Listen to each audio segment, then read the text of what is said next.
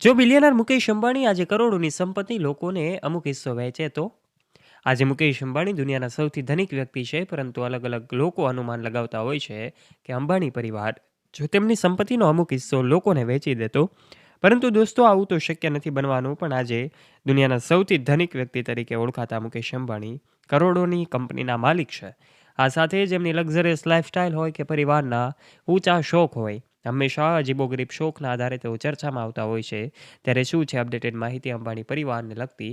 આજના વિડીયોમાં અમે જણાવીશું. માટે વિડીયોમાં આગળ વધીએ તે પહેલાં આપ અમારી યુટ્યુબ ચેનલ ઉપર પહેલીવાર આવ્યા છો અને હજુ સુધી આપે અમારી યુટ્યુબ ચેનલને સબસ્ક્રાઇબ નથી કરી, તો વહાલા દોસ્તો, આજે જ નીચે રહેલું બેલ આઇકન દબાવીને સબસ્ક્રાઇબ કરી લેજો અમારી યુટ્યુબ ચેનલને.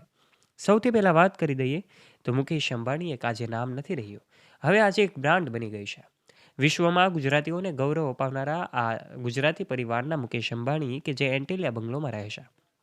15,000 કરોડનો આ એન્ટિલિયા બંગલો, કે જે વિશ્વની સૌથી મોંઘી ઇમારત ગણવામાં આવે છે. આશરે 600થી વધારે નોકરો આ બંગલાની અંદર કામ કરે છે.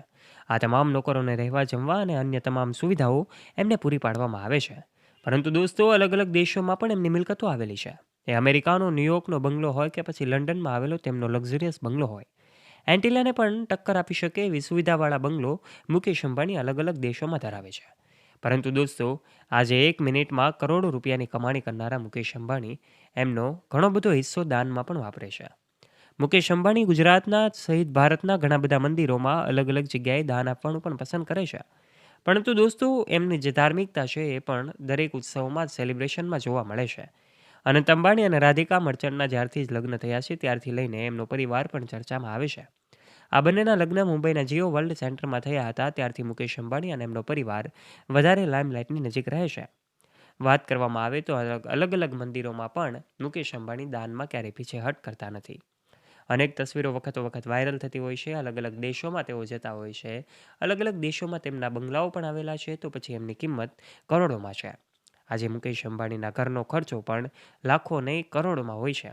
એક દિવસનો ખર્ચો જાણીને પણ તમારા હોશ ઉડી જાય, કારણ કે એવડા બંગલામાં રહે છે કે જેનું વીજ બિલ જ માત્ર લાખોમાં હોવાનું છે, અને એ પાછળના ખર્ચાઓ તો તમે અંદાજો પણ ન લગાવી શકો.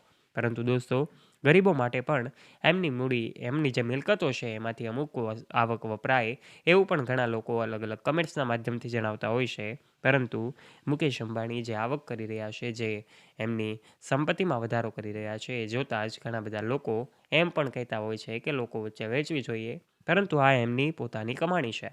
એમનો અધિકાર આ કમાણી ઉપર રહેલો છે. એટલે કોઈ પણ વ્યક્તિની વાતમાં એવું કહી શકાય કે એમનો નિર્ણય રહેતો નથી. મુકેશ અંબાણી અને એમનો પરિવાર આજે દરેક ઉત્સવો, બર્થડે પાર્ટી હોય કે વેડિંગ સેરેમની હોય, સાથે જ ગુજરાતમાં ઉજવવામાં આવતા તમામ ઉત્સવો અંબાણી પરિવાર ખૂબ ધૂમધામથી ઉજવે છે. 600 જેટલા નોકરો કામ કરે છે, રસોઈયાઓ કામ કરે છે. તમામને ત્યાં એવી જ સુવિધાઓ આપવામાં આવે છે, તમામ લોકો સાથે રહી શકે અને તેઓને ખાસ પ્રકારની સુવિધાઓ એન્ટિલિયા બંગલોમાં મળે છે. ત્યારે દોસ્તો, આજના વિડીયોમાં અમે તમને અંબાણી પરિવાર સાથે જોડાયેલી કેટલીક માહિતી તમારા સુધી પહોંચાડવાનો પ્રયત્ન કર્યો છે. આજે અંબાણી પરિવારની મહિલાઓ પણ ખૂબ ખાસ રીતે એમની બ્યુટીનેસના મામલામાં ચર્ચામાં રહે છે. અનંત અંબાણી અને રાધિકા મર્ચન્ટ પણ ચર્ચામાં રહે છે. તો આ તમામ વિશે આજના વિડીયોમાં જણાવ્યું છે. માટે વિડીયો પસંદ આવ્યો હોય તો વિડીયોને લાઇક કરજો. તમારું આ વિશે શું કહેવું છે નીચે નાનકડી કમેન્ટ કરજો.